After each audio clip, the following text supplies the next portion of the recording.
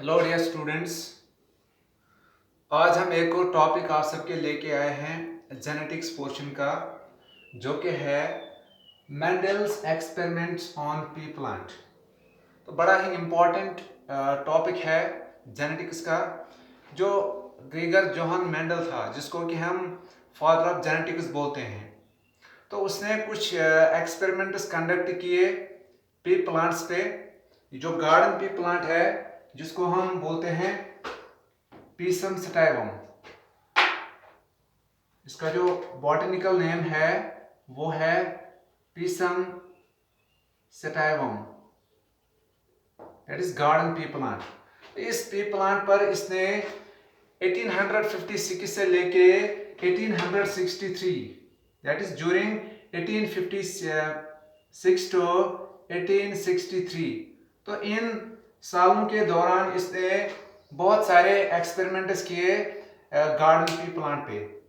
और हम यहाँ पे गार्डन पी प्लांट का एक एक्सपेरिमेंट यहाँ पे स्टडी करेंगे, जिस एक्सपेरिमेंट में मेंडल ने कुछ कैरेक्टर्स को स्टडी किया पी प्लांट्स का, और उनमें कुछ कंट्रास्टिंग फीचर्स देखे। तो हम वही आज पढ़ने जा रहे हैं, Mendel's experiments on P plant. और इस एक्सपेरिमेंट की जो खास बात है, इसमें हम क्या सीखेंगे, that is 7 pairs of contrasting characters. जो कुछ कैरेक्टर्स होते हैं, मान लो किसी प्लांट में मैं 2-4 कैरेक्टर के आपको ऐसे बता दूंगा कि कोई प्लांट है, उसका अपना उसकी जो हाइट होगी, साइज होगा, तो ये बन जाता है उसका एक कैरेक्टर। इसी तरह उसका जो फ्लावर्स होते हैं, उसके जो फूल होते हैं, तो वो फूल जो है उनका रंग कैसा होता है, तो कलर जो है फ्लावर का, ये एक और कैरेक्टर बन जाता है। अच्छा, अब उस फ्लावर जो है वो कहाँ पे लोकेट है इस प्लांट पे, वो किस जगह से यानी कि कहाँ से निकलता है, किस पार्ट से, एक्सिस से या कुछ जो उसका जो टर्मिनल पोजीशन होता है फ्लावर का, वहां से। तो ये भी एक तरह का कैरेक्टर है। तो इसी तरीके से मेंडल ने गार्डन पी प्लांट पे कुछ कैरेक्टर स्टडी किए, और ऐसे 7 कैरेक्टर्स इसने स्टडी किए। तो वो मैं आपको बता दूंगा वो 7 कैरेक्टर क्या हैं, लेकिन हम पहले ये देखेंगे कि मेंडल ने इस गार्डन पी प्लांट को क्यों सिलेक्ट किया एक्सपेरिमेंट्स करने के लिए।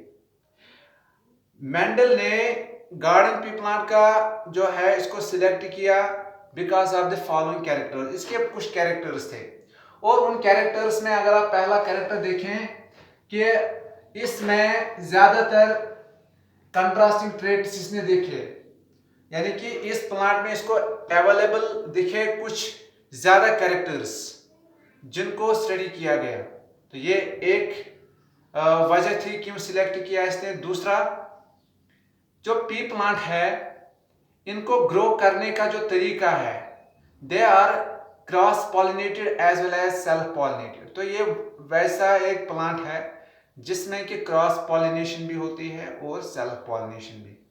तो ये इसका एक एडवांटेज है, इसलिए भी शायद इसने गार्डन पी प्लांट को ही सिलेक्ट किया। तीसरा कैरेक्टर जो है, इसका जो लाइफ स्पैन है वो बड़ा ही शॉर्ट है, शॉर्ट लाइफ स्पैन, यानी कि साल के कुछ 2-3 महीने इसकी एक जनरेशन जो है वो अपना जो लाइफ स्पैन है वो फुलफिल करती है। तो within a short span of time more and more plants can be grown. So ये भी इसका एक एडवांटेज था कि क्यों इसने सिलेक्ट किया पी प्लांट को। और एक और कैरेक्टर था, that is large number of seeds were produced, यानी कि एक प्लांट से या एक जनरेशन से बहुत सारे सीड्स प्रोड्यूस हो सकते हैं इस प्लांट में। तो ये भी एक वजह बनी कि क्यों इसको सिलेक्ट किया गया। That is large number of seeds can be produced from one pea plant और one generation of this garden pea plant. So these are the reasons why Mendel selected this very plant for carrying or for conducting his experiments. और Mendel की जब हम बात करते हैं, he laid the foundation of the rules of inheritance, यानी कि जो हेरिडिटी के जो रूल्स हैं या जेनेटिक्स के जो रूल्स हैं, जिन रूल्स के थ्रू पेरेंट से ऑफस्प्रिंग्स तक कैरेक्टर्स पास ऑन होते हैं, तो इसकी फाउंडेशन इसी ने लेगी या इसकी जो बुनियाद है इसी ने डाली। That is why we regard him as the father of genetics, इसीलिए इसको फादर ऑफ जेनेटिक्स कहा जाता है। तो अब हम देखेंगे इसने जो एक्सपेरिमेंट्स किए, कंडक्ट किए, वो क्या थे। मेंडल ने जो एक्सपेरिमेंट्स पी प्लांट पे किए, तो इसने क्या स्टडी किया वहां पे। He studied 7 pairs of contrasting characters. देखिए कंट्रास्टिंग कैरेक्टर क्या होता है। मान लो हमारे पास कोई कैरेक्टर है, जैसे कि मैं आपको यहां समझाऊंगा। पहला कैरेक्टर अगर हम देखेंगे इस पी प्लांट का, वो देखेंगे हम हाइट। अब हमारे पास आप ये मान के चले कि हमारे पास 2 पी प्लांट्स हैं, दो मटर के 2 दरख्त है हमारे पास, या 2 पौधे हैं, 2 पौधे, सॉरी दरख्त नहीं कह सकते, ये प्लांट थोड़ा शॉर्ट होता है, साइज में ज्यादा बड़ा भी नहीं होता, इसको हम कह सकते हैं प्लांट। तो अब अगर एक प्लांट पी प्लांट जो है वो मान लो इतना बड़ा है, और एक और प्लांट जो है पी प्लांट वो थोड़ा छोटा है, तो दोनों में ये क्या, कौन सा कैरेक्टर आप देख रहे हैं, ये हाइट का कैरेक्टर है कि इसमें ये लंबा है प्लांट और ये इसके मुकाबले में छोटा है। तो ये कैरेक्टर हम देखते हैं, ये है हाइट वाला कैरेक्टर। हालांकि प्लांट ये भी गार्डन पी प्लांट है, ये भी पी प्लांट है, लेकिन ये कैरेक्टर इस हाइट का है। अब इस हाइट में आपको 2 तरह के ट्रेड्स नजर आते हैं, यानी कि एक प्लांट टाल है, दूसरा ड्वार्फ है। तो ये टाल जो है, ये इसको हम कहेंगे यहां पे, ये है डोमिनेंट ट्रेड, ये डोमिनेंट ट्रेड है। यानी कि अगर आप टाल और ड्वार्फ की जनरेशन प्रोड्यूस करेंगे, इनका क्रॉस कराएंगे इस कैरेक्टर को स्टडी करने के लिए, तो जो नए प्लांट्स वहां से निकल के आएंगे वो होंगे टाल। क्यों? क्योंकि टाल जो है ये ड्वार्फ के मुकाबले में डोमिनेंट है, ये अपना इफेक्ट शो करता है, जो मैंने पिछले वीडियो में समझा दिया है। तो हम कह सकते हैं कि हाइट ऑफ प्लांट जो है, इसमें आपको 2 तरह की फीचर कैरेक्टर्स नजर आएंगे, इनको हम बोलेंगे कंट्रास्टिंग। दैट इज ये एक दूसरे के अपोजिट होते हैं, एक टाल है, दूसरा ड्वार्फ है, लेकिन दोनों किस चीज को रिप्रेजेंट करते हैं, दोनों हाइट को रिप्रेजेंट करते हैं। तो ये पहला कैरेक्टर था जो इसने स्टडी किया प्लांट में, इस प्लांट में, that is height of the plant. और इस हाइट कैरेक्टर में इसने हमें ये सिखाया, या इसने ये देखा कि इस हाइट में जो डोमिनेंट ट्रेड है वो टाल है as compare to dwarf. That is tallness और ड्वार्फनेस की अगर हम बात करेंगे, तो टाल कैरेक्टर जो है वो डोमिनेंट है ओवर ड्वार्फ। दूसरा कैरेक्टर जो इसने स्टडी किया इसी पी प्लांट का, जो दूसरा कैरेक्टर था वो क्या था, वो था सीड्स के बारे में। अब सीड्स के बारे में कौन सा कैरेक्टर है, that is shape of seed. अब जो सीड, इस पी प्लांट से जो बीज निकलेगा, जो सीड निकलेगा, उस सीड का शेप कैसा होगा, या उसकी जो शक्ल है वो कैसी होगी।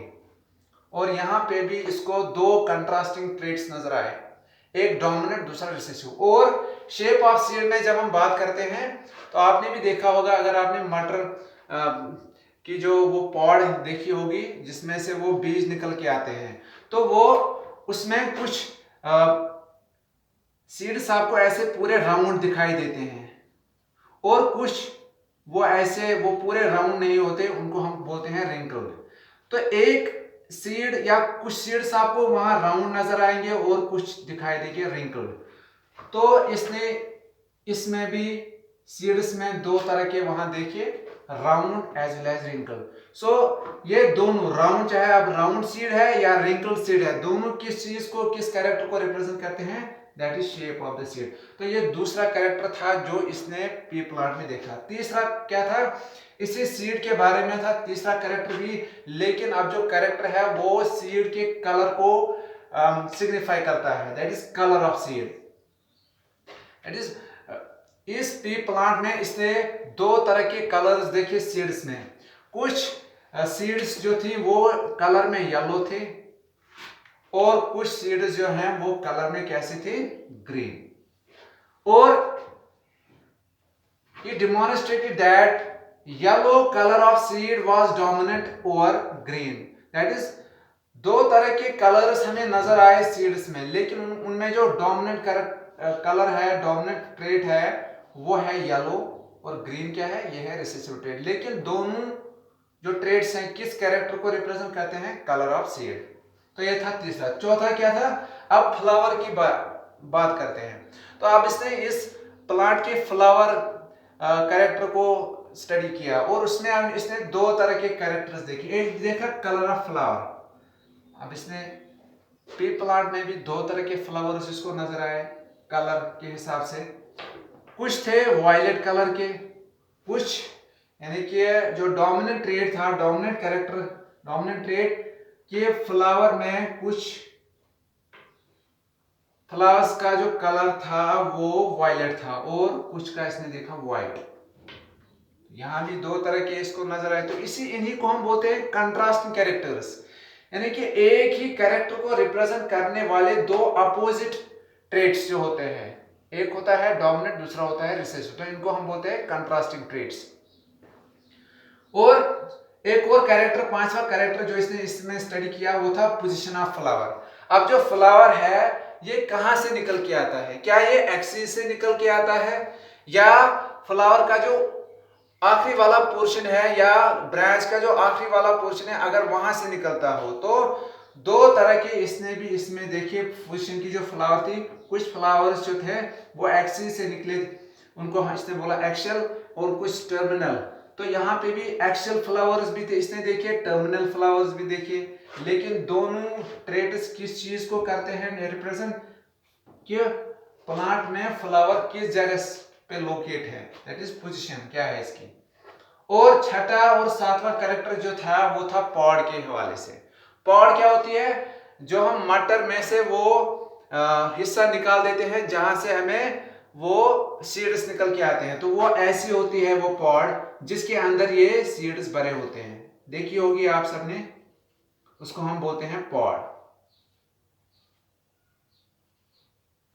और इसमें से अच्छे कौशिक पे वनान हेम, मतलब राजमा हेम छ आसान, मटर हेम छ आसान, अथ हेम मज कौन फल आसन। तो ये इसको हम बोलते हैं पॉड। तो इसी पॉड का कलर भी जो है उस कैरेक्टर को भी इसने देखा कि कुछ प्लांट्स या कुछ पी प्लांट्स में इसने देखे, उसमें उनमें ज्यादातर थे ग्रीन पॉड्स और कुछ में येलो। और हम भी देखते हैं, आप लोगों ने ज्यादा जो पी प्लांट्स देखे होंगे उनमें आपको ग्रीन कलर की जो पॉड है वो नजर आई होगी, क्योंकि जो ग्रीन है ये डोमिनेंट है एज कंपेयर टू येलो। तो इसमें भी इसने दो तरह के कंट्रास्टिंग देखे। जब इसने पॉड का कलर देखा, कुछ ग्रीन थे कुछ येलो, और आखिर में shape of pod, shape of pod. क्या अब ये जो पॉड है इसकी शेप कैसी है, देखिए यहाँ पे भी जो मैंने ऐसी बनाई है ये पॉड, जो ऐसा लग रहा है अंदर से पूरी भरी हुई है और ये बाहर की तरफ ऐसे निकल के आई है।